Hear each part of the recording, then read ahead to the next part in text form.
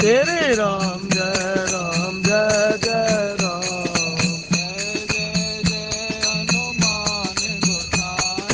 जय जय जय हनुमान गोसाई। कृपा करो गुरुदेव की नाई। जनक सुता जग जननी जानकी।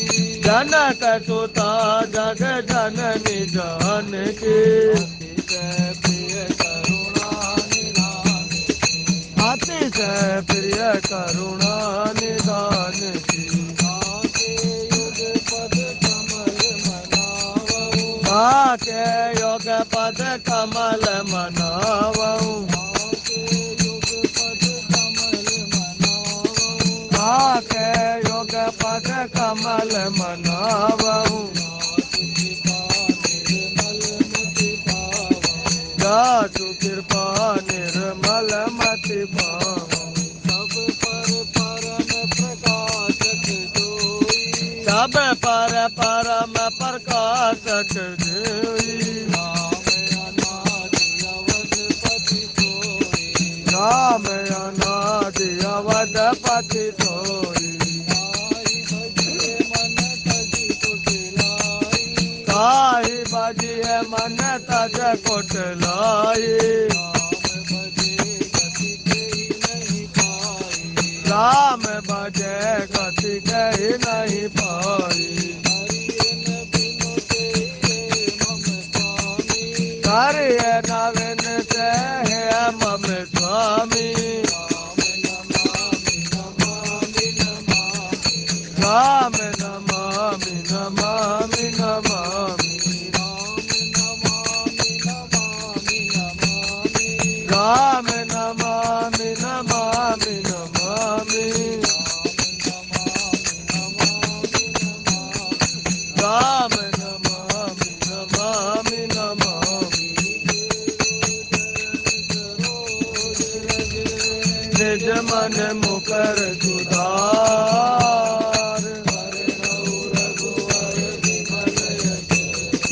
जो दायक फल चार किया।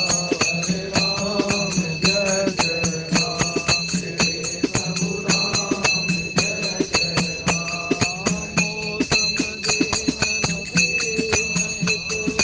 तुम समान रघुवीर। अस विचार रघुवंश मणि। हरहु विषम वीर। मेरे प्रभु राम ऊपर। रामचंद्र महाराज की। ये सारे कौन है? आप सभी के हृदय में स्थित परम ज्योति स्वरूप परमात्मा श्री राम भक्ति स्वरूपा माता जानकी को मेरा प्रणाम। जय श्री राम। जय श्री। श्री रामचरितमानस के अंतर्गत विगत दिनों से आप बड़ा सुंदर प्रसंग श्रवण करते आ रहे हैं। भगवान राम और माता जानकी का विवाह प्रसंग। भगवान राम ज्ञान है, माता जानकी भक्ति का स्वरूप है। इसलिए कहा जाता है कि भगवान राम की भक्ति दिखने में और सोचने में बहुत आसान है, लेकिन करने में उतनी ही कठिन है। वस्तुतः तो भक्ति सरल भी है और कठिन भी है,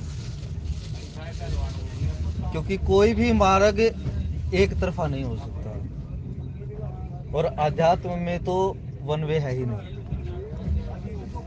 जब तक भक्ति में चलने वाला व्यक्ति, आध्यात्म में चलने वाला व्यक्ति विपरीतताओं का सामना नहीं कर लेता, तब तक उसे वो शिखरता नहीं प्राप्त होती जो उसे पानी चाहिए। क्या कभी सुना है कि भगवान का कोई भी भगत बिना किसी कठिनाई के उसको प्राप्त कर पाया हो? और यदि वास्तव में ही भक्ति प्राप्त करनी है तो विपरीतताओं से बचना चाहिए भी नहीं। हम क्या करते हैं, हम भगवान से प्रार्थना करते हैं कि मेरे रास्ते के सारे कांटे हट जाएं। देखिए, जब आप गर्मी में जाते हैं, कहीं रास्ते पे गर्मी होती है, तो पसीना शरीर पे कितना आता है। उस समय ऐसा लगता है जैसे शरीर तप गया है और हम बड़े परेशान हो गए उस पसीने से। लेकिन उसी पसीने के साथ साथ यदि आप किसी एक कोने में बैठ जाएं, उसी पसीने से शरीर को इतनी ठंडक प्राप्त होती है कि ऐसा लगता है कि ये पसीना कोई कुछ नहीं है। इसी प्रकार से आध्यात्म मार्ग में चलते हुए कोई भी साधु हुआ है, कोई भी संत हुआ है या कोई भी अवतार हुआ है, उसने अपने जीवन में विपरीतताएं दिखाई ही दिखाई हैं। इसीलिए राम जी को आदर्श पुरुष कहा जाता है। श्री राम जय राम जय जय राम। क्योंकि आदर्श कब स्थापित होता है? आदर्श सुगमताओं से स्थापित नहीं होता है। आदर्श के लिए कठिनता प्राप्त करनी पड़ती है। जब व्यक्ति कठिनताओं से गुजरता है तब उसे सुगमता प्राप्त होती है। तो भगवान राम और माता जानकी के इस विवाह के अंतर्गत भी कुछ कठिनाई आई। और भी कठिनाई कौन कौन सी हुई? दीप दीप के भूप सुहाए, जगह जगह से राजा एकत्रित हुए। देखो, सबसे पहली कठिनाई तो जनक जी महाराज ही हुए,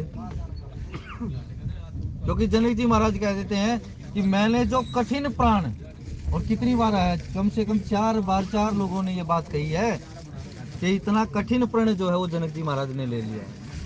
स्वयं जनक जी महाराज अपने मुख से कह देते हैं कि मैंने इतना कठिन जो प्रण ले लिया है, क्या इस प्रण को निभाने वाला इस संसार में कोई भी नहीं हुआ है।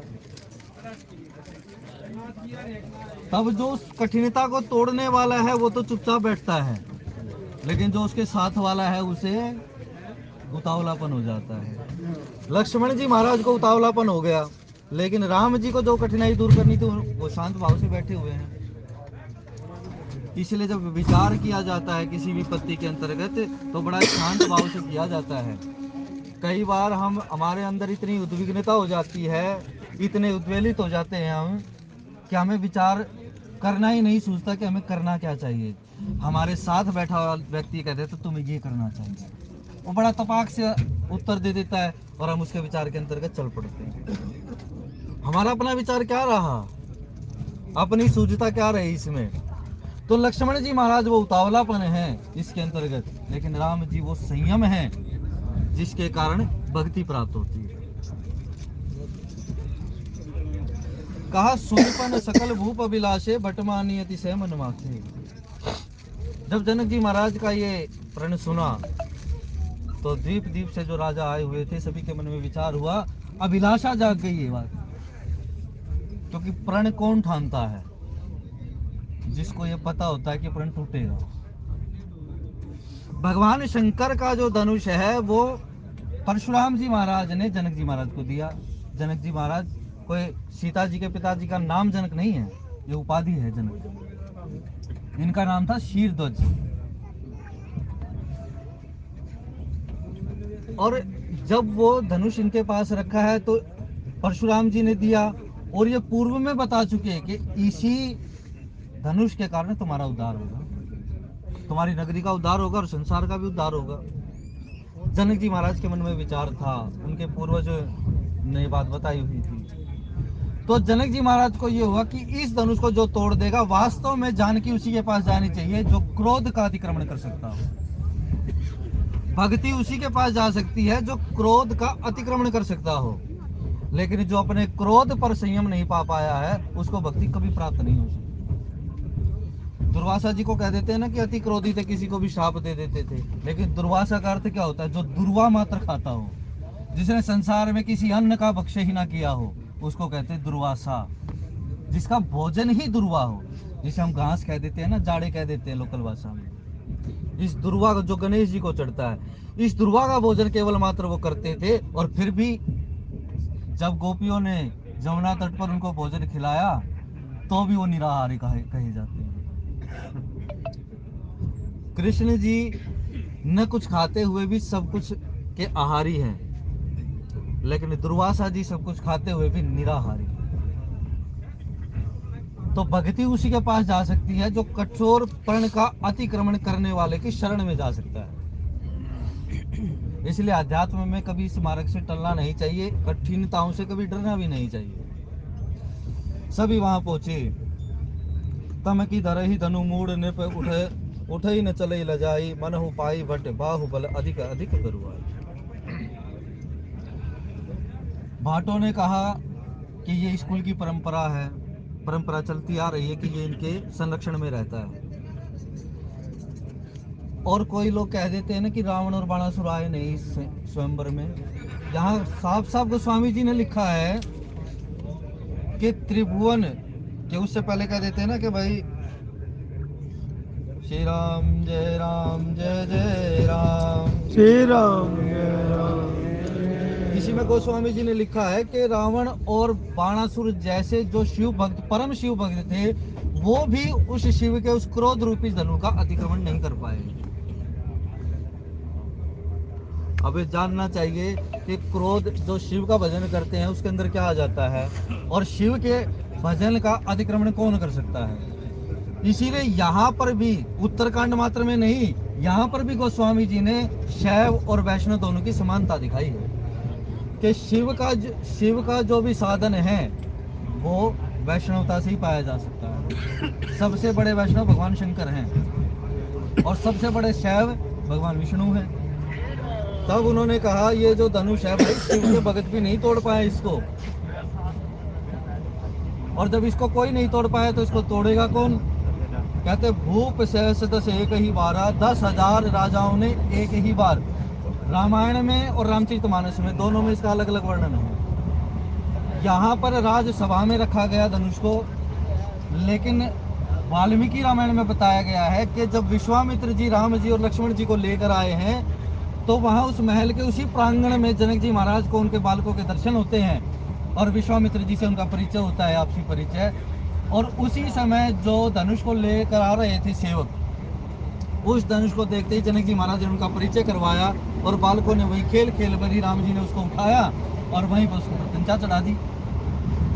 ऐसा वाल्मीकि में वर्णन है। लेकिन कुल मिलाकर बात यह है, थोड़ा तो धनुष ही गया ना, क्योंकि विश्वामित्र जी महाराज ने कह दिया रहा विवाह धनुष आधारा। ये जो विवाह रहा है ये धनुष के ऊपर ही रहा है, धनुष से इतर इस विवाह का कोई कारण नहीं है।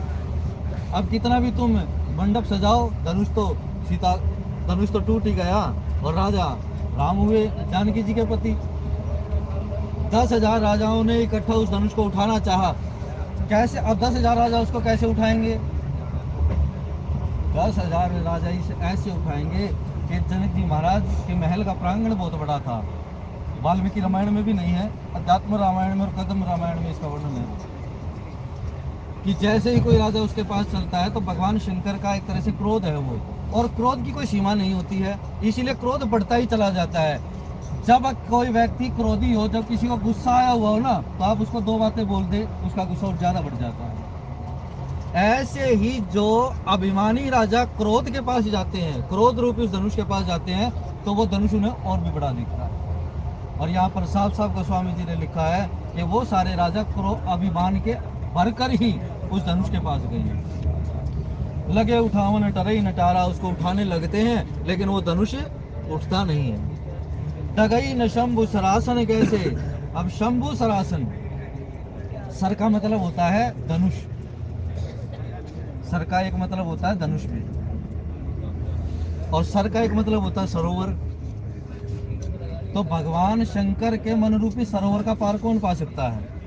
कोई नहीं पा सकता। अब जब उसका पार ही नहीं पा सकता तो उसको पार करके जाएगा कैसे? तो इसीलिए जो अभिमान में भरे हुए राजा हैं वो भगवान शंकर के उस क्रोध रूपी उस मन के अंतर में स्थित उस क्रोध का पार नहीं पा सके। क्रोध का पार कौन पा सकता है? सेवक स्वामी सखा सिय पी के, केवल वही जो हर प्रकार से नाता रखता हो भगवान राम के साथ। इसीलिए भगवान के साथ कोई एक नाता बांध लो, चाहे उसे पुत्र मान लो, उसे पिता मान लो, मित्र मान लो, कुछ भी मान लो। जगन्नाथपुरी का जो मंदिर है वहाँ एक समय में 3 संत रहते थे और तीनों का ही संबंध भगवान से उस जगन्नाथ से अलग अलग था। एक उन्हें मित्र मानता था, एक उन्हें पुत्र मानता था और एक उन्हें भाई मानता था। तो इस प्रकार से भगवान के साथ कोई भी संबंध आप बांध ले। अब यहाँ पर वो शंभू का सरासन जो है वो धनुष कैसे नहीं लिखा उनसे, काम भी वजन सती मन जैसे। जो सती स्त्री केवल अपने पति में ही अनुराग रखती है। अब ब्रह्मचारी किसको कहा जाता है? ब्रह्मचारी केवल मात्र वो नहीं है जो अविवाहित हो। वेदों की मर्यादा ये है, वेदों का वचन ये है, विवाह के पश्चात भी यदि कोई व्यक्ति केवल अपनी पत्नी में ही अनुरक्त रहता है और समय पाकर वो केवल मात्र संतान प्राप्ति हेतु, क्योंकि संतान प्राप्ति का हमारे यहाँ निर्णय, हमारे यहाँ क्यों कहा जाता है कि सनातनियों में केवल एक वही पुत्र आवश्यक होते हैं, संतान ज्यादा नहीं हमारे यहाँ कहा गया। क्यों कहा गया? एक ही संतान हो या दो संतान हो और वही संसार को तारने वाली हो, उसको पुत्र कहा जाता है। रामचरितमानस में कहा गया कि पुत्र कौन होता है? पुत्र मात्र वही है जो मात पिता तोष निहारा, जो माता और पिता के को संतोष प्रदान करने वाला, उसको पुत्र कहा जाता है।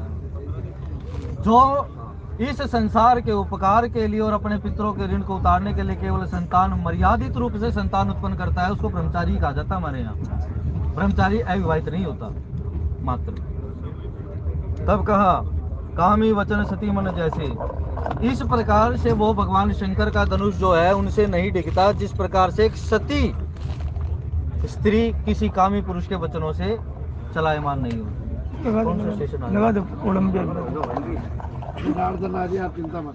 श्री राम जय जय राम, श्री राम जय जय राम, श्री राम जय जय राम, श्री राम जय जय राम।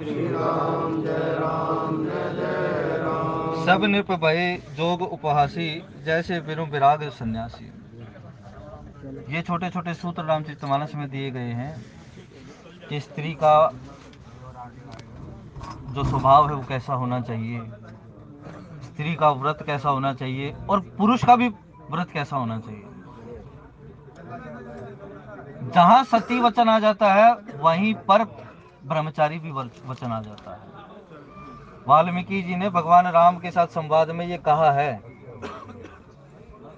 सोचिए नृप, या कहते हैं उसको सोचिए विप्र जो वेद विहीना। वहां पर सबका बताया गया है, सन्यासी किस स्थिति में सोचनीय है, निंदित है किस स्थिति में। यदि कोई ब्राह्मण वेदों का ज्ञान न प्राप्त करके, यदि अध्यात्म का ज्ञान न प्राप्त करके, अब ब्राह्मण की कोई ऐसी संज्ञा नहीं है कि जो ब्राह्मण कुल में उत्पन्न हो गया वही ब्राह्मण होता है। 6 सीढ़ी पार करनी पड़ती है जब वो ब्राह्मणत्व को प्राप्त करता है। एक विप्र होता है। तो इसीलिए कोई व्यक्ति ये ना माने कि भाई ये स्कूल में उत्पन्न हो गया तो ये श्रेष्ठ है। इस शरीर का जन्म भी ब्राह्मण कुल में ही है, लेकिन कोई ये ना कहे कि भाई केवल ऐसी बात कि ब्राह्मणों के उससे बोल रहा है। जो वास्तव में वेद ज्ञान है, जो वास्तव में वेद कहता है कि जिसने भी पदवी पाई है वो किस प्रकार से पाई है। विश्वामित्र जी महाराज क्या कोई ब्राह्मण थे? राजा थे ये। लेकिन जब कहा दिग बलम क्षत्रिय बलम और ब्रह्म बलम परमम बलम, क्षत्रिय का बल कुछ नहीं है यदि वो किसी की रक्षा करना नहीं जानता है तो, और ब्राह्मण का कोई बल ही नहीं है यदि वो ज्ञान प्रदान न करना जानता। शूद्र कौन है? शूद्र को ब्राह्मण से भी श्रेष्ठ बताया गया हमारे वेदों में। शूद्र का मतलब क्या था? विष्णु जी का वास कहां बताया गया इस शरीर में? क्या था किसी को?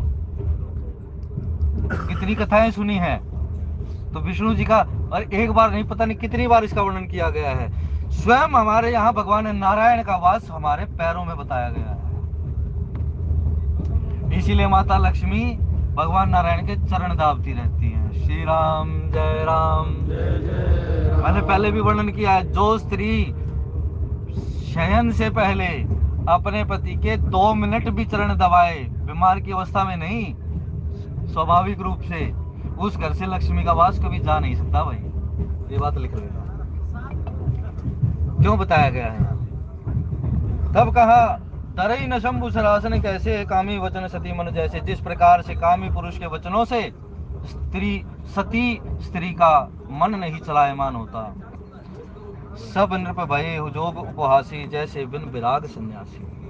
अब कोई वैराग्य ठान ले कोई सन्यासी बन जाए, सन्यासी बाणा ले ले, दंड धारण कर ले, लेकिन उसमें वैराग्य का लेश मात्र ना हो तो वैरागी वैरागी नहीं है, वो मात्र ढोंगी है भाई। ढोंग को भी हमारे यहाँ कोई ऐसा नहीं है कि जिसने बाणा धारण कर लिया उसका आदर ही है। हमारे यहाँ आचरण का आदर है, व्यक्ति का आचरण, व्यक्ति का आदर नहीं है हमारे यहाँ। और सेवक से लेकर राजा तक को पूछने का अधिकार हमारे धर्म में है, हमारी संस्कृति में है। क्या राम जी से किसी ने प्रश्न पूछा नहीं था? यदि किसी का पूछने का अधिकार नहीं होता तो सीता जी का वनवास नहीं होता, सीता जी को वनगमन नहीं करना पड़ता भाई। राजा तक को यहाँ उत्तरदायी बनाया गया है, इसीलिए परमात्मा को मानो तो अपने अधिकार से मानो भाई। श्री राम जय राम जय जय राम, श्री राम जय राम जय जय राम। तब कहा सब नृप भये जोग उपहासी, सारे राजा जब उठा नहीं पाए तो उपहास के पात्र बन गए। जैसे बिन विराग सन्यासी, जैसे वैराग्य के बिना सन्यासी हो जाता है। मात्र बाणा किसी चीज का नहीं भाई, आदर जरूर है बाणे का। कहते हैं ना, आप 1000 बातें सुनो लेकिन ग्रहण किस चीज को करो जो बुद्धि में समा जाए। राम अतर्क्य, राम तर्क का विषय नहीं है। मन समेत जेहि जान न बाणी, जिसको मन ही नहीं, बुद्धि नहीं जान सकती, जिसको अब वचन नहीं जान सकता, राम वो है। तो जैसे बिना वैराग्य के कोई सन्यासी वाणा धारण कर ले तो वो सन्यासी नहीं है, उसको प्राप्ति नहीं होती भगवान की। रैदास जी क्या करते थे? रैदास जी कहीं घूमने गए थे। जो विठल है, विठल का श्री विग्रह जो आज हम दर्शन करते हैं वो कैसे प्राप्त हुआ? पुत्र अपने पिता के चरण दबा रहा है,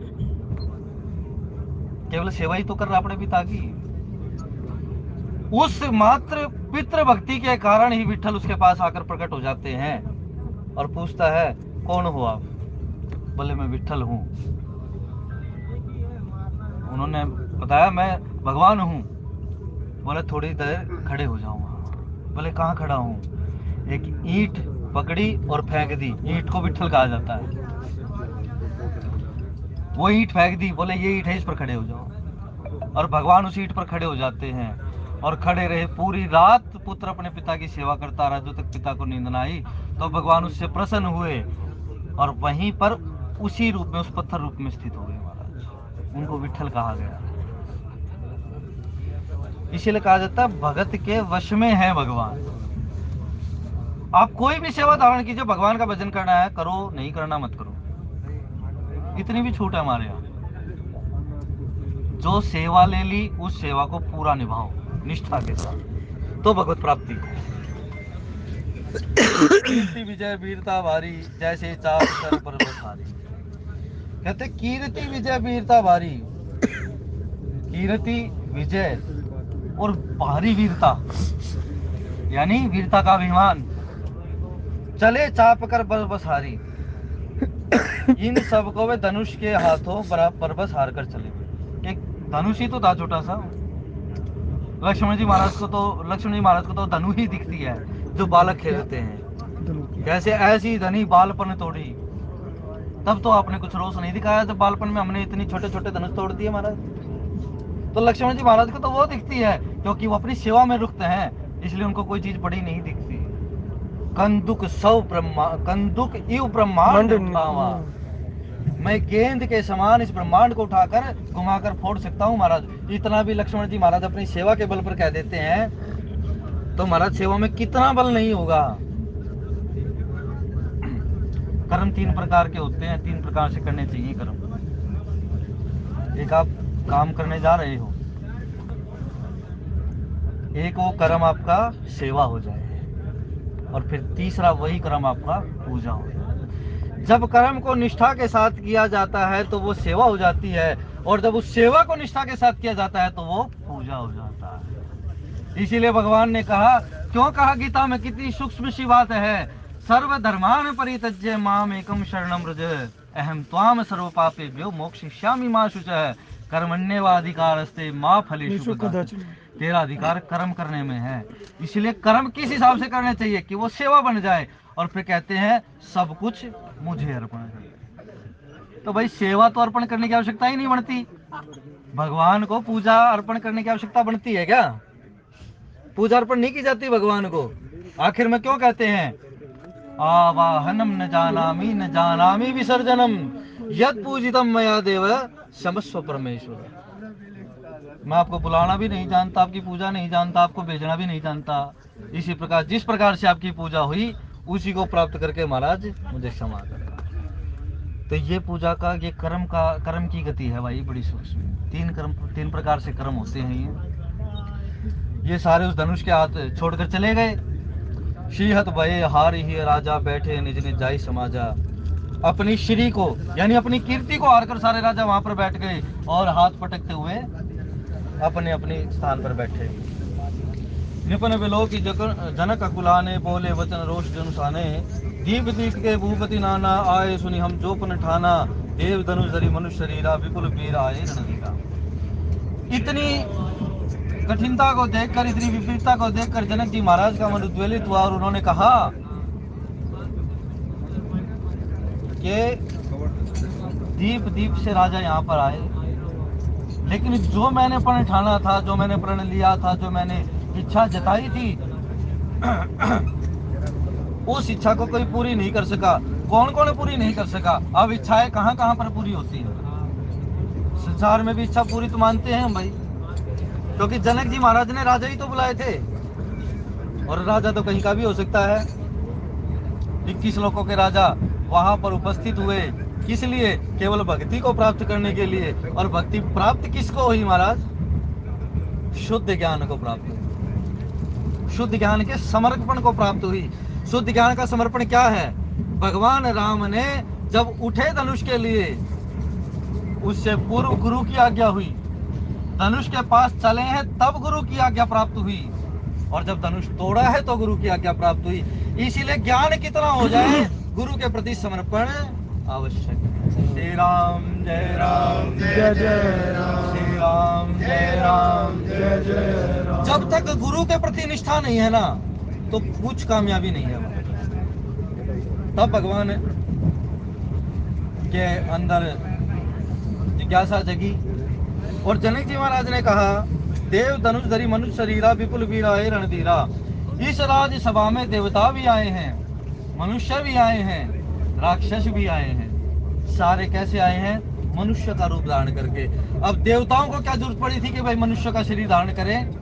क्योंकि भक्ति प्राप्त हो सकती तो इसी जन्म में प्राप्त हो सकती। इसलिए भक्ति प्राप्त करनी है तो भाई जितना जो सुलभ है गुरु की शरण में रहकर उसी को प्राप्त करो।